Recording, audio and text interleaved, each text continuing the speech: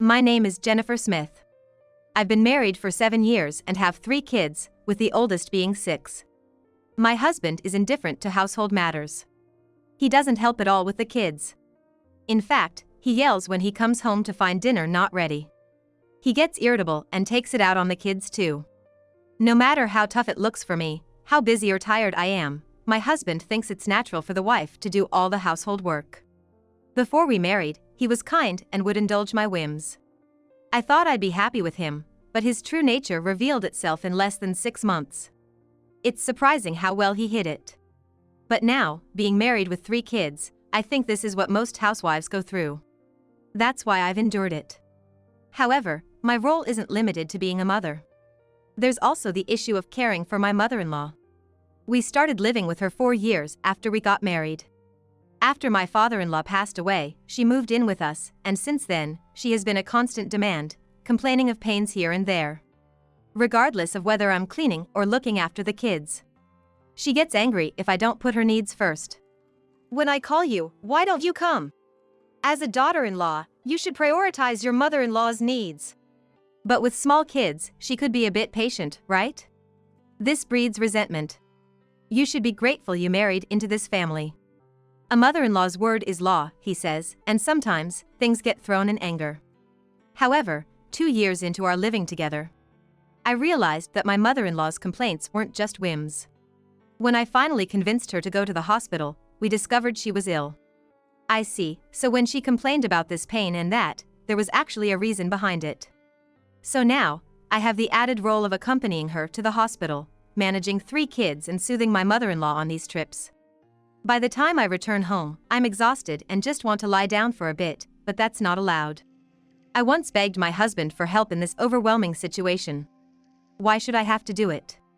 You're the housewife, aren't you? You're not working, you have a stress-free life at home. It shouldn't be a big deal for you. Don't rely on me for everything, he yelled. His utter lack of understanding makes me regret marrying him to the point of tears, though I try not to cry. You know, being a housewife isn't a real job. You're just doing what's expected. I'm the one who has a tough job, earning money every day. If you think being a housewife is hard, then why don't you work in my place? With such unreasonable demands, I lose the energy to even respond. Everything is my fault, according to my husband, and I've grown increasingly tired of this. But I remind myself that he has it tough too. He makes sacrifices we don't see. I try to convince myself of this. However, it seems like he does whatever he wants. On his days off, he goes out in the morning, spends time at casinos, or goes drinking with colleagues after work. He's been coming home later and later, to the point where I suspect infidelity. But doubting only brings more pain. So, I focus on getting through each day. Eventually, though, there's a breaking point, and I felt something snap inside me. I just can't take it anymore. I'm so done. I had decided not to divorce for the kids' sake, but even that resolve seemed to crumble. And before I knew it, I found myself clutching a divorce paper. That night, I waited for my late-coming husband. He returned tipsy, undressing from the entrance all the way to the living room. Normally, I'd pick up after him, but not that day. Hey! Where's dinner? I laid out the cold side dishes and served rice. What's this? It's cold. Well, what do you expect when you come home at this hour? What? I'm working hard for you guys, and this is how you talk to me? Thanks for that. But, you know, I've reached my limit. Saying this, I placed the divorce paper, with my name filled in under wife, on the table. Sign this. I'm just so fed up. My husband looked at me in surprise, but I just shut my mouth after saying that. What would he say? Would he ask me to reconsider, to try again? Or would he just sign it in silence? But he did neither. Instead, he laid out his conditions. Fine, divorce. But you're taking the kids. I'll keep the house and car as alimony. The house was bought after our kids were born. A home we chose, believing in a future together. I thought he should be the one to leave, considering the kids. But no, he was saying I should go. And calling it alimony. I felt frustration, but as I watched him sign, I felt a clarity in my heart. Taking my belongings, I returned to my parents' house, where they welcomed me. They listened to my story silently, praising me for enduring so long. I didn't want to burden my aging parents, but returning to their home brought tears to my eyes. At my parents', I began a peaceful life. A life without getting scolded by my mother-in-law, without having to cater to his moods. How comfortable it is. I worried the kids might feel sad about the divorce, but leaving that house seemed to free them. Before, the slightest noise would bring a scolding from my mother-in-law, and the kids would quiet down. Now, they could be noisy, run around, and nobody scolded them. No interruptions during our time together. I should have made this decision sooner. I'm so happy now. Then one day, my ex-husband called. Seeing his name on my phone, I didn't want to answer. But he kept calling, again and again. Even with the sound off, he kept calling. The vibration from my phone on the table buzzed, signaling to me that he was calling. Annoying. I shoved the phone under my bed, leaving it for a while. When I checked later, over 100 missed calls. Crazy, what's all this? I thought, perhaps it's something important, and finally answered. Then I heard my ex, Kyle, sounding frantic. Ah, finally realized, huh? I thought. There must be a ton of problems now that I'm gone. I thought he finally noticed. But first, my ex-husband Kyle started scolding me. What the hell? Why didn't you answer the phone? I'm busy, can't help it. Busy doing what? You're probably just playing around. We're divorced, you know? I have to work too. That's why I'm busy. You're working? Yes, I am. If I didn't, we couldn't eat, right? What kind of job are you doing? It must be just a part-time job, right? There's no way you could handle a real job. If you called just to say such mean things, I'm hanging up. No, that's not it. What's this about the loan not being paid? What loan? The loan for this house. Why isn't it being paid? Oh, that one. Not oh, that one. Why isn't it being paid? Well, obviously, because I didn't put money in the account. If I don't deposit, it won't get paid. Where's that money? Where's the money to deposit? You'll have to deposit it from your salary. Why didn't you make sure it was done? I used to deposit every month when your salary came. But if I put in my salary, there's hardly anything left, right? Exactly, your salary is too little. How are you managing until now? You wouldn't understand even if I told you. How much I saved, scraping by every cent. Even if I taught you, you wouldn't get it, right? If you could do it, there's no way I couldn't. Oh, really? Then you should try it. The saving that you looked down upon. Damn! Mocking me! If you had just deposited the money properly, this wouldn't have happened.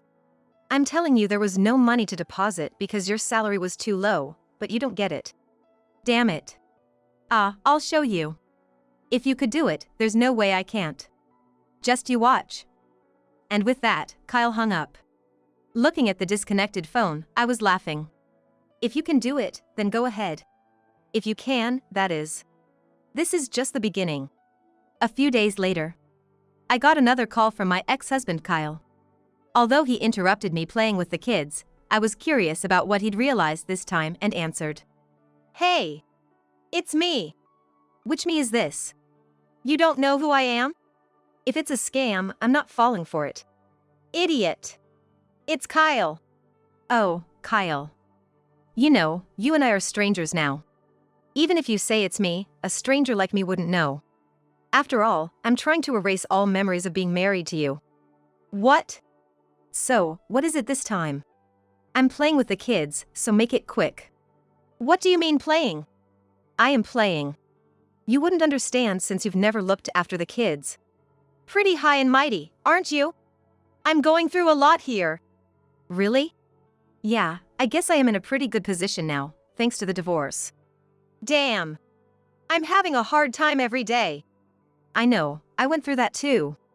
So, what is it today? Mom's driving me crazy. Oh my, calling your own mother noisy, that's pretty harsh. Disrespectful to parents. What's wrong with calling something noisy, noisy? It's your parent, not mine. So, what's so noisy? She keeps saying this hurts, that hurts when I get back from work. Well, she has a mouth to say. She tells me to rub her legs, then says her back hurts. I rub her back, then it's her legs again. And she yells at me for being bad at massaging. Just like you, isn't it? She says your massaging was better. I did it for a long time. You'll get better at it eventually. No joke. I work. I come back from work and have to hear all this. Plus, she takes up all my time and then yells about dinner not being ready. Yeah, that's how it was. I tell her to wait because I'm busy, but she won't. What the hell is that? She's a parent. You said it yourself. When I talked about your mom, you said a housewife should be able to do that. You're a child too, so you should be able to do it, right? But I'm working. Well, it doesn't matter to a stranger like me. It's natural to work and care at the same time. You were a stay-at-home mom. You had plenty of time. You don't have small kids. I had 3 little ones, being chased around, looking after them and your mom, all while watching your mood. Compared to that, you're just working. What? By the way, is the loan okay? If you can't pay, you'll lose the house. I know. I paid the loan, that's why I have no money. No matter how much I save, there's no money. Yeah, it's tough, huh? Do you appreciate what a housewife does a bit now? How could I understand? A stay-at-home mom is just like an unproductive couch potato, right? Oh, really? Seems like you still haven't suffered enough. What do you mean not enough suffering? She calls me even when I'm in the bath. Even when I'm on the toilet doing my business. I've been constipated lately because of it. Oh, really? How sad. What? When I said that, what did you say? Hold it in, you said. Just hold it in. And about the bath, you said one doesn't die from not bathing. Just don't bathe then. How can I not bathe? I'm not just at home. You didn't have to because you were at home. What about the toilet?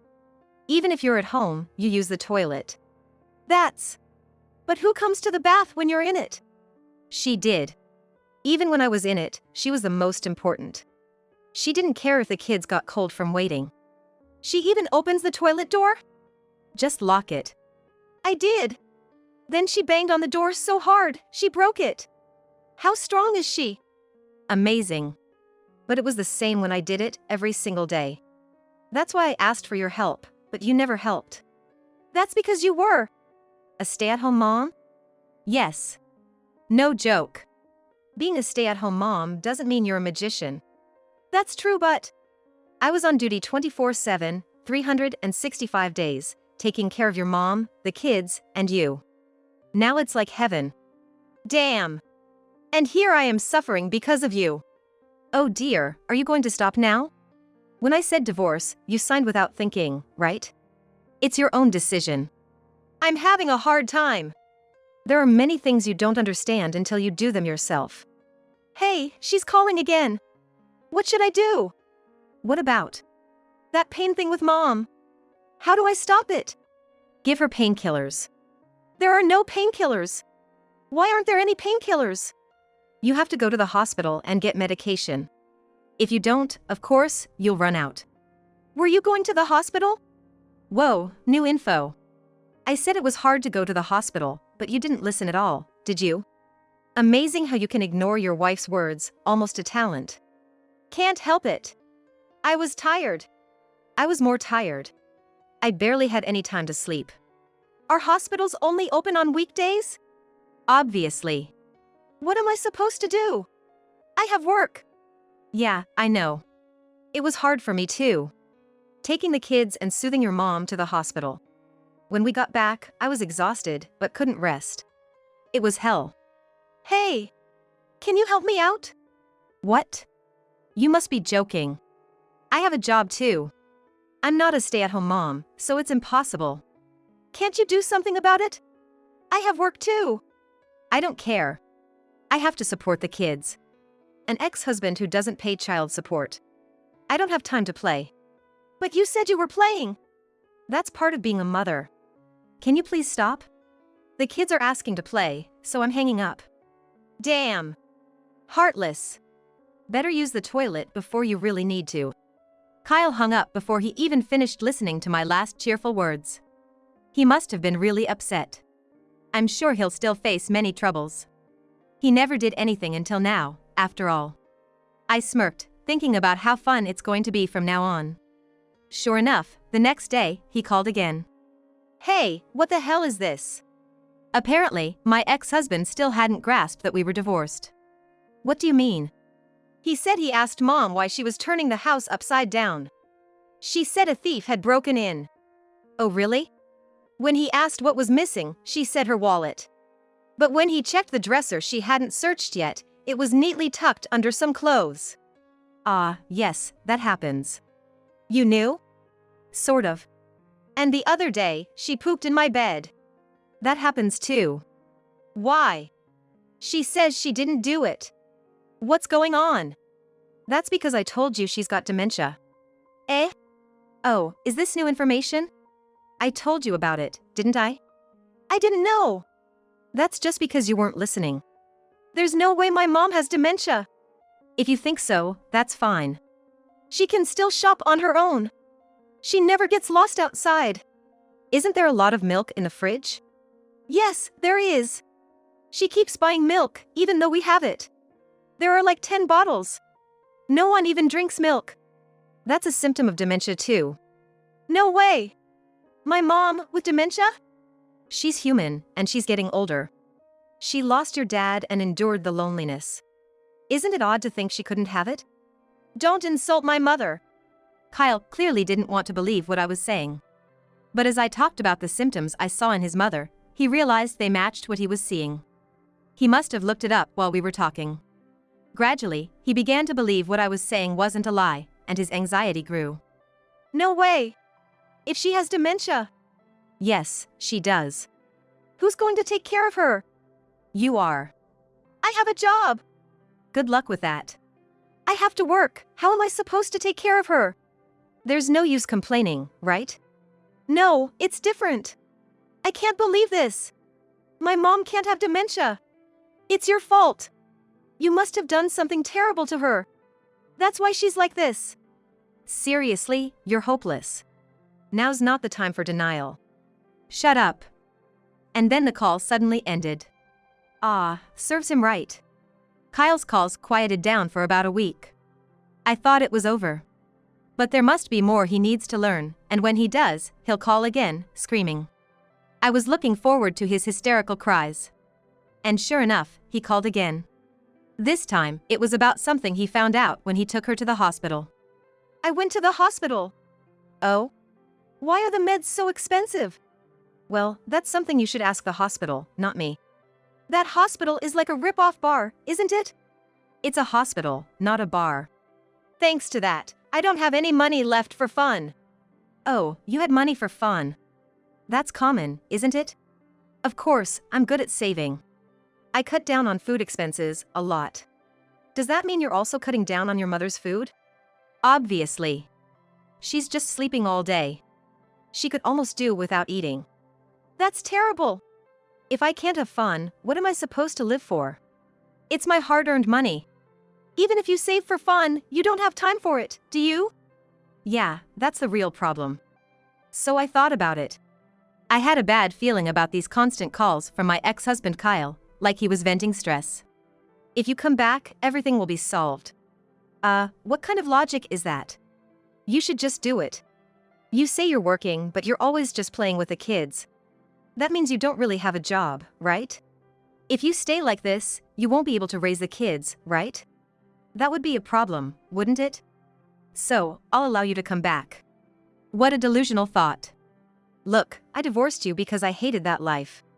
Being at the mercy of your mood, taking care of your mother, having no time for myself. Why would I come back to that? No matter what you say, you need me. It's tough being alone. You need someone who brings in money. It's give and take. So, come back. I refuse. What? Also, I never said this before. No matter how much you save, if you feed your mother and kids properly, there's no way your salary would cover it. You must have borrowed from lenders, right? How did you know that? Otherwise, there wouldn't be enough even for food. Then how did you manage? Well, I was earning in my spare time. How? I'm a somewhat known blogger. What's that? I write a blog and earn from ads. I still do. I make more than enough compared to your salary. I'm not struggling at all after the divorce. Only you are. So that's how you did it? Yes. I was practically paying the whole house loan every month. So that's it. Then it's simple. Come back, take care of the house, and keep doing your blog thing. Huh? Then our house will flourish, and I'll be free from Mom. Stop joking.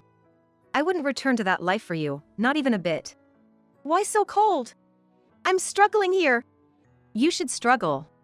You deserve it for being so selfish. I don't want to hear any more of your ridiculous proposals. I'm blocking you. Why? Come back and help me. Kyle was desperately shouting, but I hung up and blocked him. It really was the final goodbye. Serves you right. I exclaimed joyfully. Kyle, knowing I was making money from blogging, thought he could do it too. He started a blog but had no idea what to write. He just uploaded uninteresting photos, attracting no audience or ad revenue. He even begged friends and colleagues to read his blog. But it was a drop in the ocean. He kept posting photos for the few readers he had. I'm registered as a reader, but I doubt he'll ever earn ad revenue. Just when I thought that, I heard about his mother. She was as unreasonable as ever, screaming alone in the daytime until the police came. After that day, Kyle started missing work often. Even when he went, his mother would call and yell at his workplace. He was sent home early many times, and finally, the company let him go. Now jobless, he couldn't repay his loans and the house was put up for sale. It seems he's stuck in a quagmire he can't escape alone. Every time I hear about his situation, I feel vindicated. I'm enjoying my days with the kids now.